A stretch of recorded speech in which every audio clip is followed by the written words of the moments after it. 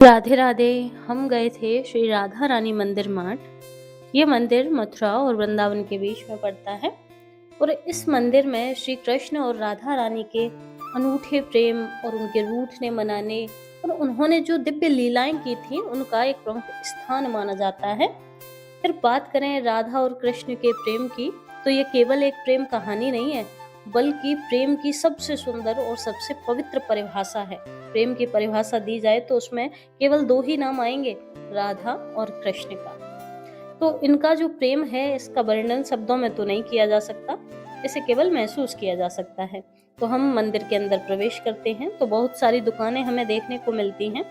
इन दुकानों पर मंदिर में चढ़ाए जाने वाला प्रसाद और राधा रानी जी को चढ़ाई जाने वाली श्रृंगार की सामग्री मिलती है और सामने हमें मंदिर की चोटी दिखाई दे रही है। यही है श्री राधा रानी जी का मंदिर।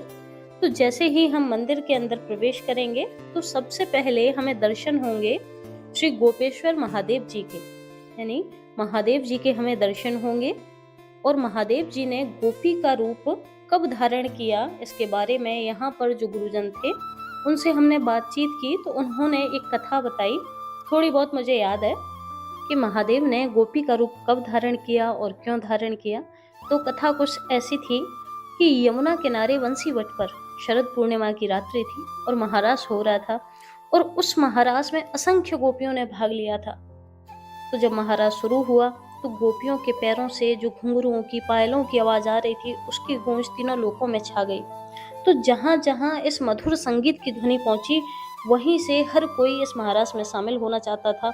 महादेव तक इसकी ध्वनि पहुंची तो महादेव भी इस महारास में शामिल होने के लिए आए। तो जैसे ही वो महारास में पहुंचे तो वहां गोपियों ने उन्हें रोक दिया और कहा कि हे प्रभु, इस महारास में केवल नारियों का ही प्रवेश हो सकता है, यहाँ पुरुष तो केवल एक ही हैं, हमारे श्री कृष्ण। तो गोपियों ने महादेव को अंदर जाने से रोका। फिर महादेव ने विचार किया कि कैसे भी हो, कुछ भी हो, मुझे तो महारास में जाना है, प्रभु के दर्शन करने हैं। फिर महादेव ने गोपी का रूप धारण किया और जैसे ही गोपी का रूप धारण करके महादेव ने महारास में प्रवेश किया तो श्री कृष्ण ने उन्हें पहचान लिया। तो श्री कृष्ण महादेव के पास आकर बोले कि आओ गोपेश्वरी, और उन्हें अपने साथ ले गए और अपने साथ सिंहासन पर बैठा लिया। जब राधा रानी ने देखा कि ऐसी कौन सी गोपी है, ऐसी कौन सी सखी है जिसे ठाकुर जी ने, श्री कृष्ण जी ने अपने साथ अपने पास स्थान दिया है, ये देखकर श्री राधा रानी जी रुष्ट हो जाती हैं, श्री कृष्ण से नाराज हो जाती हैं और मान करके चलती हुई यमुना जी को पार करके इस स्थान पर आ जाती हैं।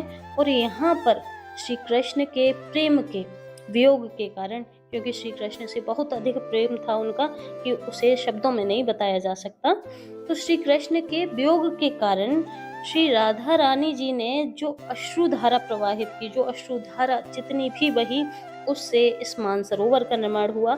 ऐसी कथा यहाँ पर जो गुरुजन थे उन्होंने मुझे बताई है।